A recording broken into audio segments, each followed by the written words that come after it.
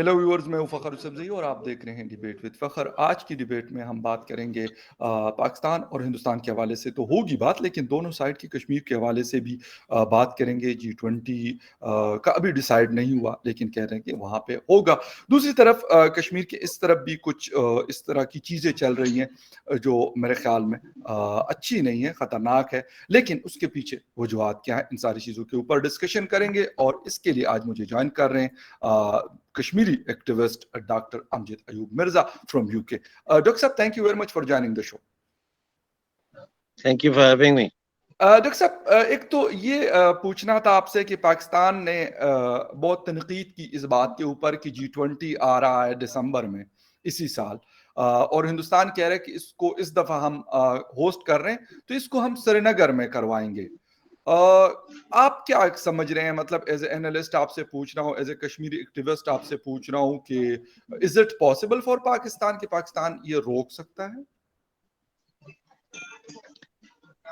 دیکھیے، سب سے پہلے تو بات یہ ہے کہ یہ بڑی خوشی کی بات ہے کہ بھارت نے جو ہے وہ یہ فیصلہ کیا ہے کہ G20 کے کچھ سیشنز جو ہے وہ سری نگر میں بھی کیے جائیں گے۔ اب ظاہر ہے کہ یہ فیصلہ جو ہے یہ اس بات کی روشنی میں کیا گیا ہے کہ دسمبر میں G20 کی پریزیڈنٹ شپ جو ہے یہ انڈیا کو ملنے والی ہے۔ تو اس حوالے سے ایسا اعلان سرکاری سطح پر اسی صورت میں ہو سکتا ہے جبکہ باقی تمام جو سٹیک ہولڈر ہیں، خاص طور پر چائنا، ٹرکی، ملیشیا، انڈونیشیا وغیرہ، ان کو کانفیڈنس میں لیا گیا ہو۔ تو پاکستان کوشش کر رہا ہے کہ یہ چائنا کے تھرو، ٹرکی کے تھرو کیسا نہ ہو اور سری نگر میں یہ کانفرنس جو ہے اس کے کچھ سیشنز نہ منعقد ہوں، لیکن یہ تو اب وقت آنے پر ہی پتہ چلے گا کہ پاکستان اس میں کامیاب ہوتا ہے یا نہیں۔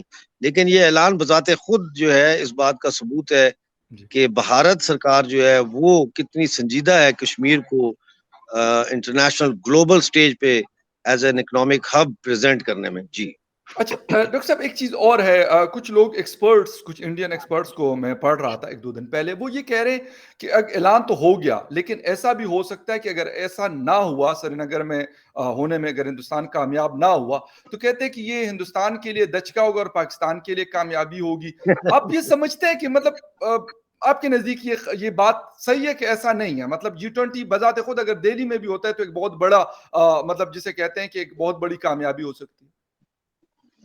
بالکل آپ صحیح کہہ رہے ہیں، یہ آلریڈی ہم سمجھتے ہیں بہت بڑی اناؤنس کرنا ہے کہ سری نگر میں کریں گے۔ یہ بھارتی سرکار کی جو ول ہے کشمیر کو اوپر لانے کی، اس کی غماز ہے۔ اور اگر G20 سمٹ کا اجلاس یا کچھ سیشن جو ہے وہ کشمیر میں، سری نگر میں نہیں بھی ہوتے تو اس سے کوئی فرق نہیں پڑے گا۔ جی اچھا ڈاکٹر صاحب، ایک چیز اور ہے، ہمارے اس طرف کے کشمیر میں کچھ الیکٹریسٹی پاور شارٹیجز کا بہت زیادہ مسئلہ، ویسے تو پورے پاکستان میں بنا ہوا ہے، لیکن چونکہ منگلا اور نیلم جیلم جو ہے وہ کشمیر میں ہے، تو اس وجہ سے وہ لوگ زیادہ ڈیمانڈ کرتے ہیں کہ اگر یہاں پہ 2 ڈیمز بنے ہیں اور اتنی وہ بجلی بناتے ہیں ہماری ضرورت سے زیادہ، تو پھر ہمیں پوری الیکٹریسٹی کیوں نہیں دی جاتی؟ اور نکیال اور کچھ علاقوں میں 1-1.5 ہفتے سے ہم نے دیکھا کہ کافی بڑے بڑے پروٹیسٹ نظر آئے۔ دیکھیے، اس وقت تو 2 دن سے پورے جو ہے وہ POJK میں مظاہرے ہو رہے ہیں اور لوڈ شیڈنگ کے خلاف ہو رہے ہیں۔ اس کے علاوہ اور بھی مظاہرے ہو رہے ہیں۔ مثلا ایڈ ہاک امپلائیز جو ہے 4300 ہے، انہوں نے کل جیلم ویلی میں بہت بڑا مظاہرہ کیا ہے، ٹھیک ہے، ہٹیاں بالا میں۔ اسی طرح سے مظفر آباد اور راولہ کوٹ میں جموں کشمیر نیشنل عوامی پارٹی اور Jammu Kashmir national student federation کے لوگوں نے مظاہرہ کیا ہے۔ درجنوں کی تعداد میں ہمارے جو ساتھی ہیں وہ وہاں پہ گرفتار کیے گئے ہیں۔ لیاقت حیات صاحب جو چیئرمین ہیں JK نیب کے، ان کو گرفتار کیا ہے۔ NSF کے اسٹوڈنٹس کو گرفتار کیا ہے، کیونکہ وہ مظفر آباد میں اسمبلی کے سامنے دھرنا دینا چاہتے تھے، صرف ایک پرامن دھرنا کہ بھئی آپ لوگ ہم بجلی دیں، مفت بجلی دیں، پانی دیں، ہمیں جو ہے سبسڈیز ہماری جو یونائٹڈ نیشن نے ڈسپیوٹیڈ ایریا ہمارے لیے مختص کی ہیں ان کو بحال کریں، آپ نے ان کو ختم کر دیا ہے ایکسیٹرا۔ تو اس وقت تو پورے POJK میں جو ہے سڑکیں بند ہیں، اور اس وقت بھی جیسے ہم بات کر رہے ہیں تو وہاں کئی شہروں میں انٹرنیٹ سروس بند کی ہوئی ہے۔ مظفر آباد میں بہت زیادہ پولیس ہے، پونچھ پورا جو پونچھ کا علاقہ ہے وہ سارا اس وقت بند پڑا ہوا ہے. تو حالات بہت خراب ہے، اور نہ صرف یہاں پہ حالات خراب ہیں بلکہ گلگت بلتستان میں آپ کو میں بتاؤں کہ پچھلے 8 دنوں سے گلگت سٹی میں عورتوں نے، لڑکیوں نے اور بچوں سمیت جو ہے وہ دھرنا دیا ہوا ہے، کیونکہ 15 سال سے ہمارے 13 سیاسی قیدی جو ہے وہ بغیر کسی مقدمے کے، بغیر عدالت میں پیش کیے وہ جیلوں میں بند ہیں. 4 دن ہو گئے تھے، 5واں دن ہے کہ ہنزا میں، ناصر آباد میں دھرنا دیا ہوا ہے مقامی لوگوں نے، کیونکہ وہاں کی جو ماربل کی جو مائنز ہیں اس کی لیز جو ہے وہ پہلے کوآپریٹو سوسائٹی کے پاس تھی، ملٹی پرپز کوآپریٹو سوسائٹی ہے وہاں پہ، اس کے پاس تھی، یعنی گاؤں کی ملکیت تھی وہ لیز.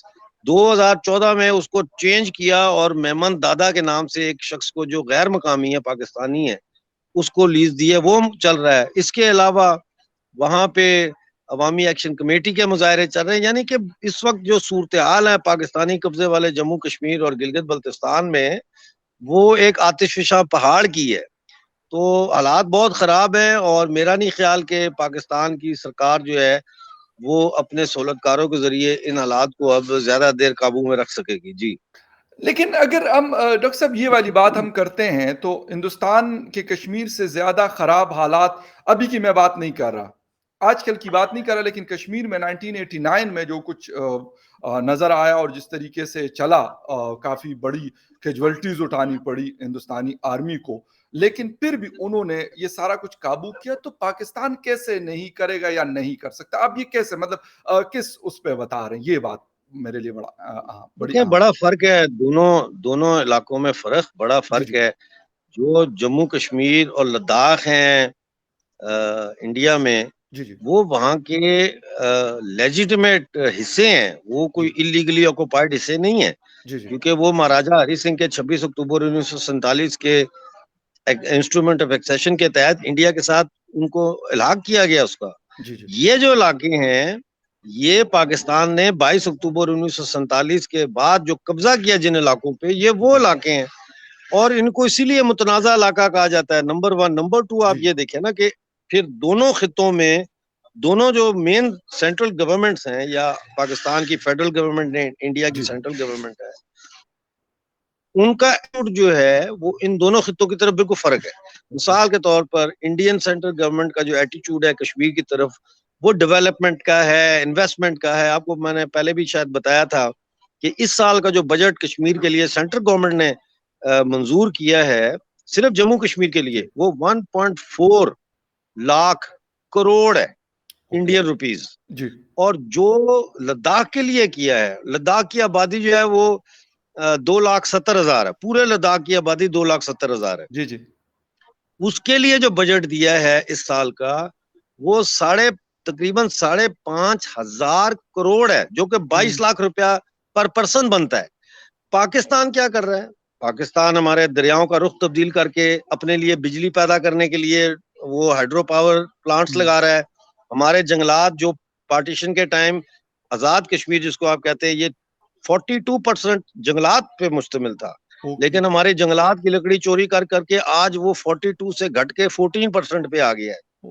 اسی طرح ہاسپٹلز ہیں، سڑکیں ہیں، تعلیم کا نظام ہے، روزگار کے مواقع ہیں، کچھ بھی تو نہیں ہے. تو پاکستان گلگت بلتستان سے اور پی او جے کے سے صرف جو ہے وہ لوٹ مار کرتا ہے، کیونکہ یہ کالونیز ہیں پاکستان کی، یہ پاکستان کا لیجیٹیمیٹ حصہ نہیں ہے. جی اوکے اچھا ڈاکٹر صاحب، اگر یہ والی مطلب آپ پوائنٹ ریز کر رہے ہیں، بہت سارے ہمارے ہندوستان کے دوست بھی یہ پوائنٹ ریز کرتے ہیں کہ جی یہ کشمیر تو تائی ہمارا، لیکن ہم آگے بھی آپ سے یہ لیں گے. لیکن آپ کہتے ہیں کہ لیجیٹیمیسی کی اگر ہم بات کرتے ہیں تو دنیا میں بہت ساری جگہ ہم نے دیکھی ہیں کہ اس کی کوئی لیجیٹیمیسی نہیں ہوتی.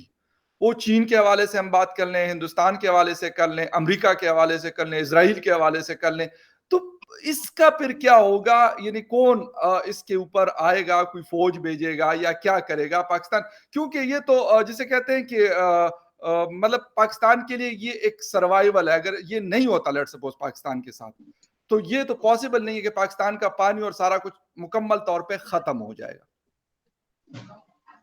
دیکھیں مجھے یہ بتائیں، یہ بھی ایک ڈرامے بازی ہے، مجھے یہ بتائیں جی افغانستان لینڈ لاکڈ ہے، جی افغانستان میں کون سے گلیشیئر سے پانی جو ہے وہ آتا ہے اور وہاں پہ سیراب ہوتا ہے؟ جی اسی طرح بے شمار دنیا کے ملک ہیں جو لینڈ لاک کنٹریز ہیں.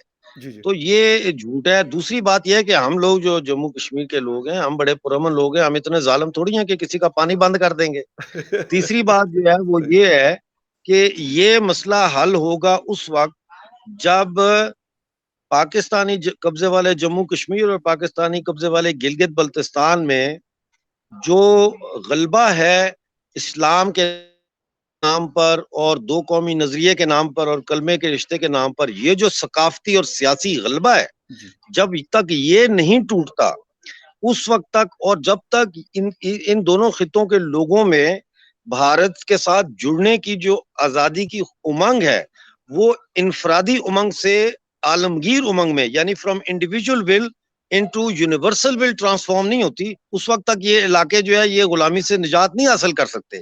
اسی لیے ہماری جو تحریک ہے دیے سے دیا جلاؤ تحریک، اس کا مقصد یہ ہے کہ فردن فردن لوگوں کے ساتھ یہ جو غلبہ ہے اس کو بے نقاب کیا جائے اور لوگوں کو حقیقت سے جانکاری دلائی جائے، تاکہ اس وقت جو لوگوں کی ایک انڈیویجول ول ہے کہ ہم انڈیا کا حصہ واپس بنے، وہ یونیورسل ول میں تبدیل ہو. جی ٹھیک ہے. اچھا ڈاکٹر صاحب، اس حوالے سے مطلب بلوچستان ایک بڑی سخت قسم کی انسرجنسی رہی ہے اور ایون اب بھی چل رہی ہے، ایسا نہیں کہ وہاں پہ ختم ہو گئی ہے. اس کے باوجود مطلب 1954 میں غالباً پہلا آپریشن وہاں ہوا، انفارچونیٹلی زیادتی ہے، بالکل سپورٹ نہ کرتا ہوں، نہ کرنا چاہیے. پھر اگر ہم یہ والی بات کرتے ہیں تو انڈین سائیڈ والے کشمیر میں بھی ہم نے سنا تھا کہ بہت سارے لوگ ایسے تھے یا ہیں، اب پتہ نہیں مجھے آج کا، لیکن پہلے کہتے تھے کہ وہ نعرے لگاتے تھے پاکستان کے حق میں. اب غالباً بڑی خاموشی ہے، کوئی اتنا خاص آوازیں ہمیں نہیں سننے کو مل رہی ہیں. تو یہ پھر کیسے ہوگا کہ مطلب یہاں کے لوگ جو آپ جس کو مطلب آپ لیڈ کرتے ہیں، آپ کافی، میں آپ کی پوسٹیں وغیرہ ویڈیوز میں دیکھتا رہتا ہوں، آپ لگے ہوئے ہیں، اپنا کوئی موومنٹ آپ چلا رہے ہیں، تو یہ پھر کیسے ممکن ہو پائے گا؟ یہ کیسے ممکن ہوگا کہ ہم انڈیا کا حصہ بن جائیں؟ جی یہ ممکن نہیں ہوگا جب تک کہ پی او جے کے اور پی او جی بی کے لوگوں کے اندر یہ جو امنگ ہے یہ انڈیویجول ول سے ٹرانسفارم ہو کے یونیورسل ول میں تبدیل نہیں ہوتی، اور اوکے پاکستانی اسلامی اور دو قومی نظریہ اور کلمے کے رشتے کا یہ جو جھوٹا اور جعلی ایک غلبہ ہے، جی کلچرل ہیگمنی ہے، یہ بریک نہیں ہوتی. اس وقت تک تو یہ نہیں ہوگا. مشکل کام ہے، لیکن اس کے علاوہ اور کوئی چارہ نہیں ہے اور کوئی راستہ نہیں ہے. اوکے. اچھا ڈاکٹر صاحب، لاسٹ کوسچن ہے کیونکہ آپ بھی کہیں باہر ہے. ایک تو یہ ہے کہ جی بی کے حوالے سے آپ کہتے ہیں کہ مطلب کچھ لوگ، ایک غالباً وہاں پہ طالب لالا ہے یا طالب ماما ہے، میں نے ان کے بارے میں پڑھا تھا کہ وہ شاید بہت عرصے سے جیل میں ہے، اور مطلب وہ بھی غالباً اسی طرح کی کسی موومنٹ کا حصہ ہے. کتنے لوگ ایسے ہوں گے جی بی کی اگر میں بات کر لوں یا پھر کشمیر کی بات کر لوں، جو وہ یہ چاہتے ہوں کہ ہم پاکستان سے الگ ہو کر ہندوستان کے ساتھ شامل ہونا چاہتے ہیں؟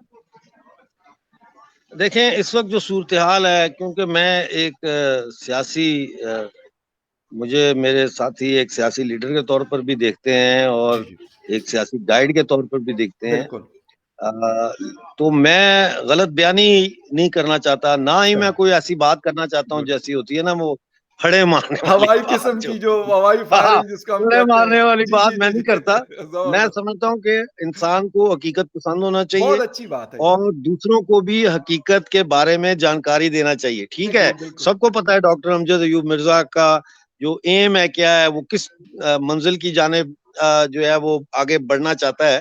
جی جی لیکن حقیقت یہ ہے کہ ابھی پی او جے کے اور پی او جی بی کے جو لوگ ہیں ان کی ایک بڑی اکثریت ابھی اس بات پر قائل نہیں ہے کہ ہمیں کہ ہمیں بھارت کے ساتھ شامل ہونا چاہیے. یہ ایک زمینی حقیقت ہے. جی لیکن کامیابی ہماری یہ ہے کہ ہم نے کم از کم گلگت بلتستان اور سو کالڈ آزاد کشمیر کے لوگوں کو پاکستان کا جو کردار تھا وہ بے نقاب کر کے دکھا دیا، اور اب یہ لوگ پاکستان کے ساتھ نہیں رہنا چاہتے، پاکستان کے ساتھ اب یہ نہیں جانا چاہتے. وہ ہمارا پرابلم نہیں ہے کہ یہ ان کو پاکستان کے ساتھ شامل ہونے سے کس طرح روکا جائے، وہ شامل نہیں ہونا چاہتے. اب وہ اس مخمسے میں پھنسے ہوئے ہیں کہ اب ہم آگے کیا کریں، کیونکہ ان کی تاریخ کی جانکاری صحیح طرح سے ابھی عوامی سطح پر نہیں ہو رہی. حقائق نہیں پتہ چل رہے. ابھی بھی کہیں نہ کہیں ان کے دماغ میں جو مذہبی فرقہ وارائیت ہے یا مذہبی بنیادوں پہ سیاسی سوچ ہے وہ موجود ہے. تو اس کے خلاف لڑنا اور اس کو کھرچنا لوگوں کے ذہن سے اور لوگوں کو صحیح معنوں میں پولیٹیکل سائنٹسٹ بنانا, ریئلسٹ بنانا اور ڈائلیکٹیکل انداز سے تھنکنگ ان کی جو ہے اس کو پالش کرنا, اس میں وقت لگے گا. تو پھر جو ہے وہ کلیئر ہوں گے کہ ہمارے پاس ایک لیگل ڈاکومنٹ ہے 26 اکتوبر 1947 کا. ہم لیگلی بھارت کا حصہ ہے. میں تو کہتا ہوں کہ جو 56 لاکھ لوگ ہیں ہم پی او جے کے اور پی او جی بی کے, ہم بائی ڈیفالٹ انڈین سٹیزنز ہیں, کوئی مانے یا نہ مانے, لیکن بائی ڈیفالٹ اس انسٹرومنٹ آف ایکسیشن کے مادھیم سے ہم انڈین سٹیزنز ہیں. تو اس لیے یہ وقت لگے گا, اس میں ہم کام کر رہے ہیں اور ہمارا کام جاری ہے اور جاری رہے گا. ٹھیک ہے ڈاکٹر صاحب, thank you very much for your time. آپ کا اپنا ایک پوائنٹ آف ویو ہے اور یہ دس از کالڈ دا ڈیموکریسی. بالکل آپ سے ہم نے پوچھ لیا اور آپ نے اپنا جو بھی آپ کا پوائنٹ آف ویو تھا اس کے حوالے سے آپ نے اس کا جواب دیا, اس کے لیے آپ کا بہت شکریہ. And viewers, thank you very much for watching debate with فخر یوسف. کسی اور ڈیبیٹ میں پھر ملیں گے, تب تک کے لیے ٹیک کیئر.